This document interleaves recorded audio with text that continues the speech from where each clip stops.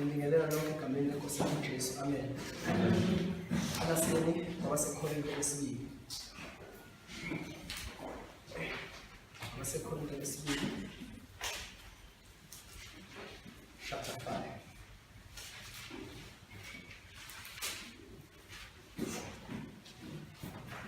Ngicela siphakame sifunda izwi likaNkulunkulu.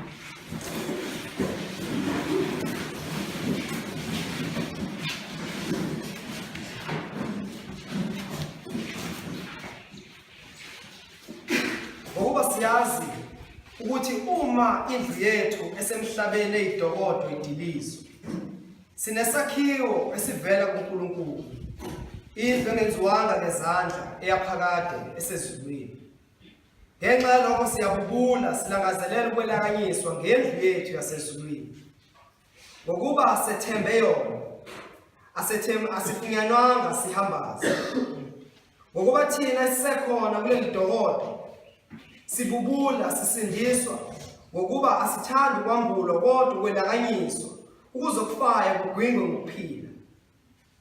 Kepha owasenzela khona lokho uNkulunkulu owasipha isibambiso singumoya. Ngakho simi isibindi ngesikhathi sonke sazi ukuthi nxa ikhaya lethu lisemzimbeni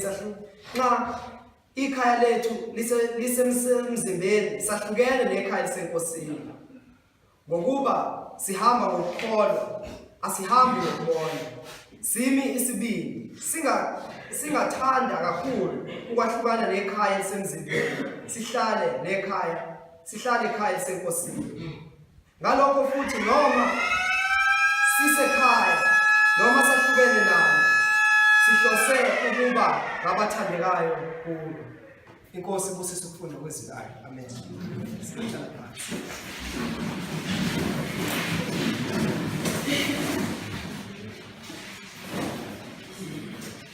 Kusuka ngoLwesihlanu sishunyayezwa ikakhulu ngesihloko esithinta isono.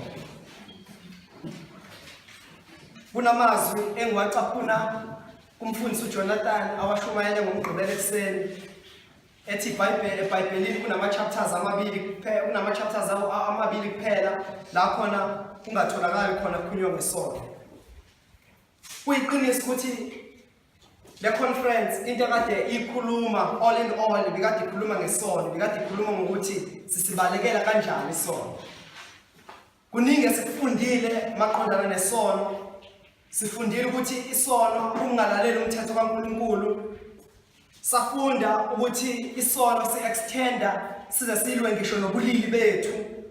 Safunda ukuthi isono sihamba size sifike ngisho emishadweni. Isono sicorrupte yonke into ekhona emhlabeni. Actually kungaba kunje ukube isono asizange sibe khona. Isono sibulala ingqondo yethu, indlela esicabanga ngayo. Isono sibulala indlela esijaja ngayo izinto. Isono sibulele ngisho unembeza wethu, asikwazi ngisho ukuthemba unembeza ngokulinyazwe isono. Isono sibulale yonke ifaculty ekhona emzimbeni womuntu. Isono simanipulate yonke into uNkulunkulu ayenzile ngomuntu. Isono sibulale yonke into uNkulunkulu ayidalile. Ngisho imvelo yenza okungafanele ngenxa yesono. Isilwane sidle esinye isilwane sidla umuntu ngenxa yesono. Abantu badla izilwane ngenxa yesono. Isono sitemperisha nayo yonke into efike yangena emhlabeni. Kakhulukazi satemperisha nomuntu simqhatha noNkulunkulu. Zathi uNkulunkulu encwadini kaIsaya athi ngenxa yokubi benu izono zenu zisithile ubuso bami kini. Ngoba isono sifike sakudonga sakugange phakathi komuntu noNkulunkulu. Isono sifike senza umngcele ohlukanisa umuntu noNkulunkulu. Isono siyadeceive, isono siyakhohlisa. Isono sinikeza ithemba ohlezi kuso kungathi suyinto enhle. Ngoba isono masimhola umuntu simhola ungathi simholele entweni enhle. Kungakho uSolomon athi kunendlela ebukekile emehlweni omuntu kodwa isiphetho sayo singukufa. Ngoba isono masesifikile singcolisa yonke into ongayicabanga. Yonke into ongayicabanga, yonke isystem ekhona emhlabeni i-exposed ecorruptweni isono. And bonke abasesonweni ba-hopeless. Bonke abasesonweni ba-hopeless. Ngoba isono siyabakhohlisa kwamanje, isono siyabahlukumeza, singumaster waso njengoba uJesu eshilo wathi owenza isono uyinceku noma uyisigqila sesono. Singumaster wabo, siyabagqilaza isono, sibenzisa yonke into esiyithandayo isono, kodwa ekugcineni siba asharishele kuyena esigogweni. Because ekugcineni uNkulunkulu akazophanisha isono, uzophanisha isono kanye nesoni. Iyona into eyinkinga ukuthi isono singamdeceive umuntu simenzisa yonke into, simthanda umuntu sithi akuyona inkinga, akayona inkinga yena, inkinga isono, kodwa ekugcineni uNkulunkulu akayiphanisha isono sodwa, nesono uNkulunkulu uyosiphanisha. Now abantu abahlezi esonweni abantu aba-hopeless. Abantu abathanda isono abantu aba-hopeless. Abantu abaphila esonweni abantu ongathi bangaphila la kuphela, ongathi bangangafa. Because uma ufa ufele esonweni, maye kuwe. Uma ufele esonweni, maye kuwe. Ngoba uyoba accountable ngezono zakho kuze kube phakade phambi kaNkulunkulu. Uyohlala izono zakho zonke zibe sobala, uzibone zonke, futhi kungekho ukuthi wehlulela ngokungalungile ngoba uyazazi izono zakho, uyakwazi ukungalungi kwakho. Kodwa thina abazalwane, liyini ithemba lethu kulo mhlaba osesonweni? Liyini ithemba lethu kulo mhlaba onesono? Lokuqala abazalwane singafuna ukuyibheka ukuthi uJesu Kristu mesisindisa, esindisa ezonweni, kukhona ama-consequences noma imiphumela yesono asisindise kuyo, ebese kuba khona imiphumela yesono esingasindiswanga kuyo. Kukhona imiphumela yesono yesikhashana, ebese kuba khona imiphumela yesono engunaphakade. Imiphi imiphumela yesono engunaphakade? Ulaka likaNkulunkulu olusesihogweni. Leyo mphumela yesono uJesu Kristu sisindisile kuyo. Kodwa kukhona esingasindiswanga kuyo imiphumela yesono, le yesikhashana. Engukuthi sisagula ngenxa yesono. Engukuthi sisazokufa ngenxa yesono. Engukuthi noma singabazalwane sisayithuka sihukekile sasangena esonweni ngoba kusekhona isono esikuthina ngaphakathi.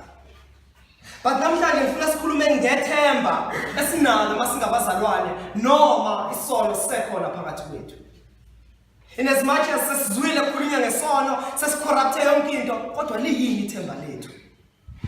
Uma sinomzimba osenyameni noma lo mzimba osesonweni, yini okufanele siyithembile singabazalwane? Because we are not hopeless. Asinjengabanye abangenalo ithemba. Sinethemba elithize elithi noma sisemzimbeni osesonweni, but kunethemba esikulona. uPaul lapha kuverse 5, kuverse 1 chapter 5. Ngokuba siyazi ukuthi uma indlu yethu esemhlabeni eyidokotela idilizwa, sinesakhiwo esivela kuNkulunkulu, indlu engagqiwanga ngezandla eyaphakade esezulwini. Noma sikuwo lo mzimba odaliwe, umzimba ohlala isono, umzimba ohlala ukukhanuka, umzimba osazokufa, umzimba ogulayo, umzimba ocishe ufane okunye okucishe kufane nabo bonke abangakholwayo. But sinethemba elithi ukhona usuku la khona lesakhiwo esikuso sodilizwa, ebese singena komunye umzimba. Okusho ukuthi uma thina sigula si-reminded ukuthi sinomzimba othize ongayokuthindwa ukugula. Uma sihlukana nomunye wethu umzalwane efile, into esiyikhumbulayo ukuthi siyaya emzimbeni ongekuphinde ufe. Siyaya emzimbeni oyoba free esonweni, emzimbeni oyokukhululeka esonweni, ongeze ube nayo ngisho iqashazi lesono. Umzimba ongasifuni isono, umzimba ongasilangazelela isono, umzimba ongcwelisiwe, umzimba othanda uNkulunkulu, umzimba ojabulela ukobheya uNkulunkulu. That is our hope. Ekuthenini noma siphila kulo mzimba onesono, but one day sizongena kulo mzimba la khona sesihleli nenkosi yethu emzimbeni owakhiwe ongagqiwanga ngezandla, oyisakhiwo esakhiwe uNkulunkulu, esidizayinela ukuhlala kuwo noNkulunkulu, umzimba ongeke uzuzwe kumthwalo ukwenza intando kaNkulunkulu, umzimba ozojabula ekwenzeni intando kaNkulunkulu, umzimba ongeke ufike uthole iphutha kuNkulunkulu, umzimba ongeke ufike nama questions kuNkulunkulu, umzimba ongeke ufike nokukhononda kuNkulunkulu, kodwa umzimba ozofika ne-worship kuNkulunkulu. Umzimba ozofika nokujabula kuNkulunkulu. And uma ufunda incwadi yeSambulo chapter 5, uyayibona ukuthi yini into e-occupy i-worship yethu kuNkulunkulu. Siyabona ukuthi yini into eyofika kulo mzimba wethu igcwalise i-worship yethu kuNkulunkulu. Yini esethi masesifikile kulo mzimba i-worship yethu igcwale khona. Sobe sigcwele i-worship ethi siyabonga uJesu wasithengela uNkulunkulu ngenxa yegazi lakhe. I-worship yethu enkulu iyobe isekutheni uNkulunkulu wasindisa emzimbeni wesono. That would be i-worship yethu enkulu kunawo wonke ekuthenini uJesu Kristu wasithengela uNkulunkulu wasihlanza emzimbeni onesona, kodwa manje sesemzimbeni okukhululekile esonweni. Esifukele incwadi yeSambulo. Sambulo chapter 21.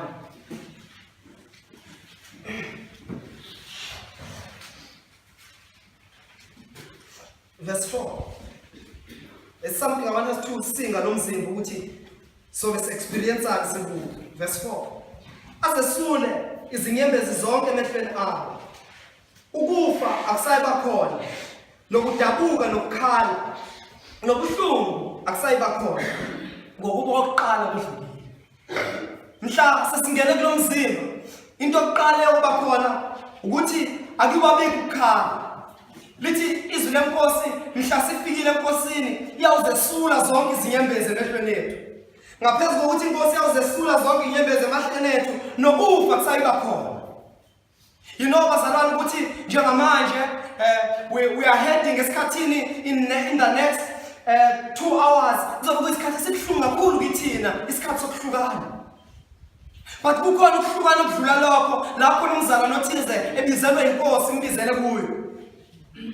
But mhla sifike ezulwini sobe sifike la khona kungasekho ukufa.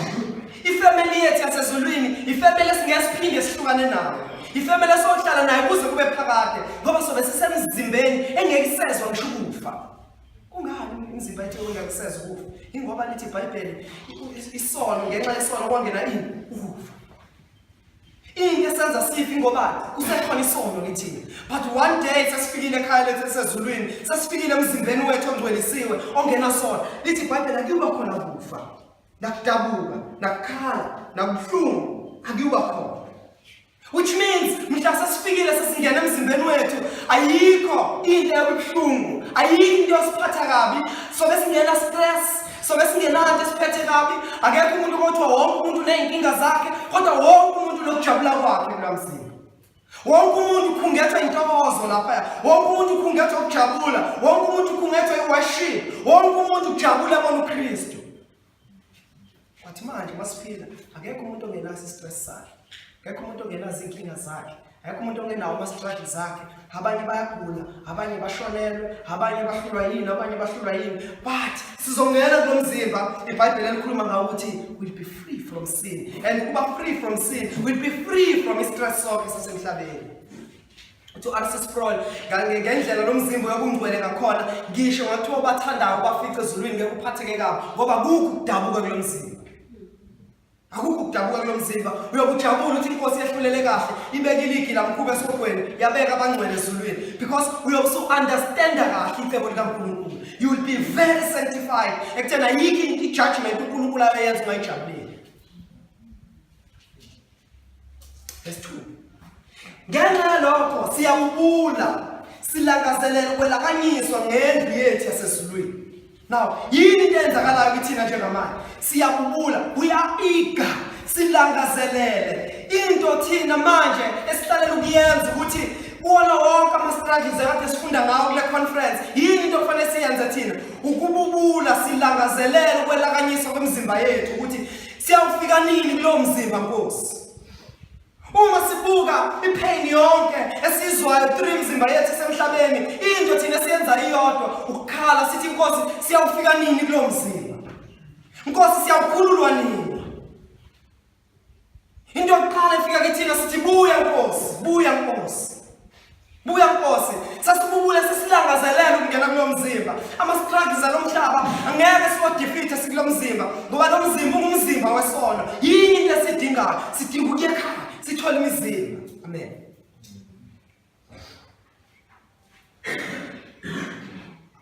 angakhuluma nomnye umzalwane wayenesifo esasizoba permanent emzimbeni wakhe.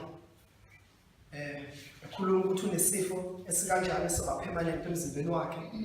And njengoba singeke siphele lesifo emzimbeni wakhe, then akusenayo into ayiphilelayo. Angibanga nawo ama-verses angcono kunalawo kwakhuluma nayo. Kuthi mzalwane mawufa, that's joy. Because omunye ongenaso isifo ikhona into emhluphayo kulo mzimba. Noma omunye engahlushwa isifo but une-stress umuntu kulo mzimba. Yinye into esiyilangazelelayo ukuthi inkosi sithathe siyongena emzimbeni yenkazimulo. Imizimba engenasono, imizimba engenakugula, imizimba engalingwa, imizimba engenakukhanuka, imizimba perfect. Perfect. Lithi iBhayibheli inkosi mhla ibuya thina siyabanjani? Uyothi ngabonakala sibe njani? Sibe njengaye. Will be glorified njengaye. So besisenkazimulweni njengaye. Bese iBhayibheli lisibekela ku1 John lithi bonke abanalo ithemba lenkazimulo benza njengamanje azihlambulule. If you have that hope, if unalo lelo themba, if unaso leso sifiso, if unalo eagerness, yini oyenza manje ukuzihlambulula njengoba yena njani ehlambulukile. Ngoba uyothe namhla ibonakala bese thina siba njengaye. We'll be in glory like him. Siyongena emzimbeni perfect njengeyakhe, imizimba esekazimulweni, imizimba engenasono. Amen. Empeleni kuyiqiniso ukuthi insindiso yethu ayiphelele. Insindiso yethu ayikaphelele, sisekwi-process yokusindiswa. Ukuphelela kwensindiso yethu mhla singena enkazimulweni. Yilapho khona siyothi insindiso yethu ayiphelele. Sasisindiswe ngokuphelele, sasingcwele ngokuphelele, sasifuzile inkosi ngokuphelele. Amen. Now lithi izwi lenkosi ngenxa yalokho, ngenxa yalithemba lalemzimba, thina into esiyenzayo siyakubula, silangazelela ukwelakanyiswa ngendlu yasezulwini. This is a must feeling okufanele sibe nayo singabazalwane. Whenever we go through our struggles, njengoba kade sikhuluma ingcebo ngawo wonke ama-struggles esono, kade sikhuluma ngawo, yini response yethu kona wonke lawo ama-struggles ukuthi sibubule sithi inkosi siyawungena nini emzimbeni engenasono. Uma ku-challenge imishado yethu i-challenge-wa isono, uma ku-challenge inyama yethu ukukholwa kwethu ku-challenge-wa isono, usathana azalwe ngisho nobulili bethu ebu-challenge ngesono, yini thina into esiresponda ngayo sithi inkosi uyasikhulula nini. We are eager. We want to be free from this body. But into ezosisiza ukuthi sibe free kulo mzimba ukuzihlambulula manje. Ngokuba sethembe yona asifunyanwanga sihambazi. Uma sithembile yona asifunyanwanga sihambazi. Azazi sitholakala sinaked, asitholakalanga siba njengoba bengenalo ithemba. Uma sethembile inkazimulo ezayo asifananga nabangenalo ithemba. Ngoba abazalwane uma besingayivuzo enkazimulweni ayikho into ngabe sihlanganele la. Uma ukuvuka kwabafileyo bekungekho ayikho into ngabe sihlanganele la. Uma lento esikhuluma ngayo bengekho uthi uPaul ukushumayela ukuthi kuyize lokukholwa kwenu kuyize. Ayikho into ehlukile ngokuba umKristu kodwa usumuntu nje wena oyiphuca impilo emnandi kuphela awungaphili impilo emnandi abanye abantu abayithandayo. Ikona ukuthi uPaul uma sethembe kuKristu ngalokho kuphila kuphela singabe ukudajukela kunabantu bonke. Buka impilo yobuKristu ukuthi kuhlungu kanjani. Uma ngathi akukho ukuvuka kwabafileyo, singabe ukudajukela. Singabe ukudajukela. But sifunyele naleli themba asinjani? Asifunyananga sihambaze. Sinaleli themba. This is our hope to say noma sifa siyovukela enkosini. Okusho ukuthi uma khamba umzalwane okunaloko siyamjabulela nokumkhalela kakhulu. Sithi usephumule. Inkosi uphumuzile kuwo wonke ama-struggles asemhlabeni. Ithi izwi lenkosi ozele ngowesifazane impilo yakhe igcwele siyaluyala. As long as uzelo ngowesifazane uphila emhlabeni uzoba challenge. Uzophila ngama-challenges. A-challenge umzimba ophila kuwo, a-challenge izwe ophila kulo ngoba akudingi ngokuthi thina si-sinful but sihlale ezweni eli-sinful, sisurroundwa abantu aba-sinful. So yonke into lomhlaba is-sinful.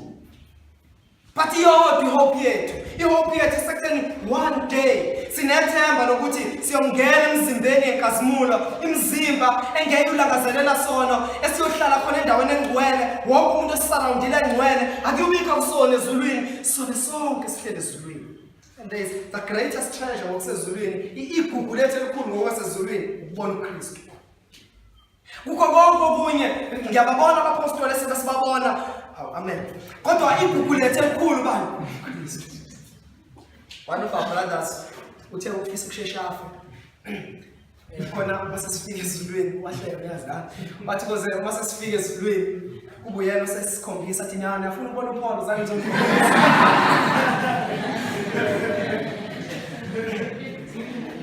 That is the hope that we have.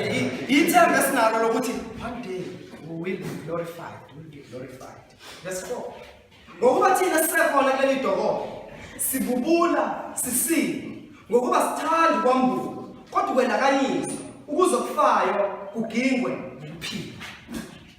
This is our hope ukuthi one day lo mzimba wethu ofayo uyokwenziwa njani? Uyogingwa umzimba oyophila ingunaphakade. Lokho kufayo one day kuyokwembatha okunjani okungafiki. Lokho sikubonayo kufayo namhlanje ngelinye ilanga kokwembatha okungafiki. Umzimba wethu ofayo, umzimba wethu obulayo one day uyokwembatha okungafiki okuyinkazimulo engunaphakade. What a great hope we have. Alikho ithemba edlula leli themba. Ithemba elingakuthembisa izinto ezitemporary zalomhlaba. Elingakuthembisa ukuphila kahle kulomhlaba wesono.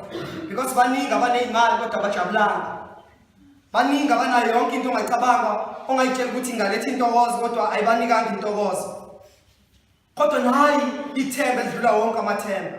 Ithemba lithi inkosi ngelilanga iyosikhulula emandleni esono. We will be fully redeemed emandleni esono. Siyokhululwa esonweni ngelinye ilanga. La khona singeke ucabanga ngisho ukucabanga ngesono. Esingeke uzindla ngisho ukuzindla ngesono. Esingeke ufisa ngisho ukusifisa isono. Esohlala si-fully sanctified, singcwelisiwe ngokuphelele. Asiyudinga umuntu asifundise ngoba inkosi siyayazi njengoba injalo. Akekho esifundisa, akekho esishumayeza, akekho esiprofethela, akekho kwenza njalo ngoba inkosi siyoyazi njengoba injalo. Ngoba even understanding yethu kaNkulunkulu ibulewe isono. The reason why some understand uNkulunkulu isono. But one day we'll be fully sanctified and we'll understand inkosi njengoba injalo. Amen. Kepha wasenzela khona lokho uNkulunkulu wasipha isibambiso singumoya. Ngalokho simi sibili ngesikhathi sonke. Sazi ukuthi nxa ikhaya lethu lisemzimbeni, nxa ikhaya lethu lisemzimbeni, sahlukene nekhaya lisenkosini. Now, uNkulunkulu usipha isibambiso esingumoya. uNkulunkulu asipha isibambiso esingumoya. Wasasinika ithemba lokuthi uma sikuleli ikhaya lisemzimbeni, sahlukene nekhaya lisenkosini. Ingakho bazana mhla sihlukana futhi nekhaya lisemzimbeni, so sisekhaya lisenkosini. Yiliphi ikhaya esililangazele? Ikhaya lisenkosini. Ikhaya lingenasono. Umzimba ongenasono. Sijabulela leli khaya lisenkosini. Nkosi siyawufika nini kuwe? That is our hope, bazalwane. That is what we are eager for. Yilokho bazalwane sikubulelayo. Yilokho inhliziyo zethu ezikhala ngakho ngasonke isikhathi. Njalo masizisono, sisibhadenisha, sisithwele somthwalo kithina, sisehlula. Umthandazo wethu omkhulu uthi Nkosi, siyakhulula. Umthandazo wethu omkhulu uthi buya Nkosi. I remember bazalwane, it was in the middle of this year where I mourned and was in mourning for my sins. Would you please kill me? Please kill me. I'm tired of this body. Because this body is continuously challenged by sin. This body will challenge by sono, no musindisiwe, but it's still challenged because impilo Kristu impilo yokulwa. Upilulwa nesono. That's why I tell brother Zamani, uma ungena umbulala uyongena ezulwini. Uma ungakwazi ukubulala isono awuyongena ezulwini because uphila ikona ethi uJesu zidelele usuku nosuku ningilandela because you deny yourself every day because sikulo mzimba sikubona umzimba othanda isono, umzimba ojabulela izinto zezwe. But there is one day la songena khona emzimbeni esongena ungasafuna isono, ungasafuna lutho, singasakhunjuzwa ngisho ngokuthanda uNkulunkulu, sobe simthanda ngendlela uNkulunkulu afisa simthande ngayo.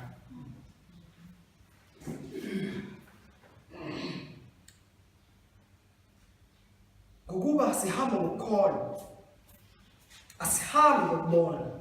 Simi sibili singathanda kakhulu ukwehlukana nekhaya elisemzimbeni, sihlale nekhaya elisenkosini. That is our hope. That is what we are eager for. That is our prayer. Uthi siyakuthanda ukwehlukana nekhaya elisemhlabeni. Uma sesihlukene nekhaya elisemhlabeni, yini yokwenzeka kithini? Sihlale nekhaya elisenkosini. Siyafisa bazani kuba kuleli khaya elithi iBhayibheli akukho ukona, akukho ukukhala, akukho kudabuka, akukho lutho. That is what we are eager for. Today I'm trying to give you a solution. Ngiyona ngiyathi sikhuluma ngayo ukuthi sesikhulumile ngesono ukuthi sisinful kangakanani, sesikhulumile ukuthi isono sisicorrupt kangakanani, but liyini ithemba lethu in the midst of that sinfulness. Abantu abayiyo liyini ithemba lethu? Ithemba lethu lithi one day siyongena ekhaya. Engena sona siyongena enkosini sifully sanctified, singcwelisiwe ngokuphelele. Siyongena enkosini inhliziyo zethu singasafuni okubi. Inhliziyo zethu zithokozela kuphela umthetho kaNkulunkulu. Inhliziyo zethu zithokozela kuphela ukwehlulela kaNkulunkulu. Inhliziyo zethu zithokozela kuphela uNkulunkulu. Amehlo ethu ejabulela kuphela ukubuka uNkulunkulu. Konke bazalwane kumthwalo kithini ngelinye ilanga. We'll find joy God. We'll find joy without hindrance. Siyokwenza without hindrance. Ngoba noma sinayo intando yokwenza okuhle, kodwa khona ukuba kuvukayo kuthina singabazalwane. But that day siyoyenza intando kaNkulunkulu unopposed. Unopposed. Amen. Amen. Verse 9. Ngalokho futhi noma sisekhaya noma sahlukene naye sihlose ukuba ngabathandekayo kuye. Does it mean ukuthi bazalwane we should live anyhow because sithi sifuna ukuya lapha, sithi yonke into izophelela lapha phezulu? Noma sila noma siphezulu, iyodwa goal lethu kuba njani? Thandeke enkosini. Silwela ukuthandeka enkosini. Noma sila noma sesifikile ekhaya, iyodwa into silwela kuba njani? Thandeke enkosini. Silwela ukuthi sibe ngabathandekayo enkosini. Njengashilo noJohn wathi bonke abanalo ithemba lenkazimulo bayazihlambulula njengalokho uNkulunkulu enjani naye ehlambulukile. Iyonto silwela namanje ukuthi sifuna ukuba ngabathandekayo enkosini. Sifuna ukuba ngabathembekayo, ngabathandekayo emehlweni kaNkulunkulu. Ngobani bazalwane? Noma sikulelizwe noma sikulela khaya, silwela ukuba ngabathandekayo. And bazalwane, I want to tell you something. If you are struggling with if umzalwane siqale lapho, if you are saved and born again, but having struggles nesono, having struggles with anything ade bekhuluma ngayo brother la, mhlawumbe usemshadweni challenge, mhlawumbe uchallenge noma ingayiphi indlela kade kukhulunywa ngayo namhlanje. I want to give you hope ukuthi uma umzalwane yini into okufanele ikunika amandla ukulwa naleso sono, yini into okufanele ikunikeze amandla ukuthi ufuna ukuphilela uNkulunkulu noma kunzima kukanjani, because you have a hope ukuthi one day uyakhuluma. Fight mzalwane, ngoba sifuna ukuba ngabathandekayo kuwe. Fight mzalwane. Sanctification awuhlala ukho passive, awuvela uthi inkosi sebenza, but you work. You work not to be saved, but usebenza ngoba usindisiwe. Usebenza ngoba usindisiwe, usebenzela ukusindiswa. Work mzalwane. Fight nesono. Fight. Why are you fighting? You are eager for that hope to say, I want to get there. I want to reach that hope. I want to reach that promise esibekana yona, a glorification. Phuma bazalwane kwena umthathe sikhuluma ekathi sikhuluma kula conference, phuma ne message that I'm going to fight sin. I'm going to fight sin. Why kufanele ngilwe nesono? Ingoba ngifuna ukungena kulela khaya. Ingoba icommand ithe bonke abangena kulela khaya abayihlambululayo. Icommand ithe bonke abangena kulela khaya yilabo abafuna ukuthandeka manje enkosini. Yibona abazothandeka ngalela la. Yibona abazokhazimuliswa ngalela la. Labo abaphilela inkosi manje. Now, if uvuma isono sidominate impilo yakho, you might not be saved. And lokho kungasho ukuthi lela themba esikhuluma ngalo akulona lapho. Akulona lapho. And ithemba lenkazimulo ungayikhohlisi uma ungamazi uJesu Kristu. Uma ukuthi awazali noJesu Kristu, ulandela abasindisiwe, ungayikhohlisi ngethemba lenkazimulo. Sikhuluma ngomuntu osindisiwe. Asikhulumi ngomuntu owazi ama-doctrines e-Reformed theology. Sikhuluma ngomuntu osindisiwe. Sikhuluma ngomuntu personally othatha ukukholwa kwakhe wakubeka kuJesu Kristu. Sikhuluma ngomuntu ophilela uNkulunkulu. Asikhulumi ngomuntu owazi systematic theology ukuthi mina ngilazi iBhayibheli kusuka eqaleni kuze kube sekupheleni. Ngazi theology yonke. I'm not talking about that. Akulona ithemba libekiwe lapho. Ithemba lisekutheni kholwa uJesu Kristu. If you put your faith kuJesu Kristu, then this is your hope. This is what you should be eager for. Yonke kufanele ngabe uyilangazelele. Uma ngampela ukukholwa kwakho kubekile kuJesu Kristu. Uma ungabekile ukukholwa kwakho kuJesu Kristu, shame on you. Shame on you. And into ebuhlungu ukuthi ngisho abazalwane bakho bayokwazi ukuthi awukho ezulwini. And abayoba nankinga because they'll be sanctified. They'll be happy. Ukuthi uNkulunkulu egcineni warevealile ama-hypocrites. Bavezile abazenzisa egcineni uNkulunkulu. What am I saying, bazalwane? Uma ungamazi uJesu Kristu, take that decision today. Take that decision today. Uma ungamazi uJesu Kristu, hayi kusasa. Manje. Stop following abazalwane. Stop following i-doctrine ethize. Stop following abasindisiwe, uhambe nabasindisiwe. Put your faith kuJesu Kristu personally. Personally, put your faith today kuJesu Kristu, or you'll die and perish. You will die and perish. uNkulunkulu ekwazi ukujezisa abangalazanga iqiniso, how much more wena olalela zonke insuku. uNkulunkulu ezojezisa abathize abangalizwanga iqiniso. Ezobabhubhisa kuphela ekufeni ongunaphakade. Uzokuyeka kanjani wena olizwayo iqiniso linkenteza endlebeni zakho zonke insuku? Wena olazi iqiniso ungalenzi. Wena umenga abanye eqinisweni kodwa wena engekuconvincile. Wena umemela abantu enkonzweni kodwa ungakholwa. uNkulunkulu uyakuyeka kanjani uma yabhubhisa abanye abangamazanga qho? Put your faith in Christ now. If you want this hope, put your faith in Christ now. Amen.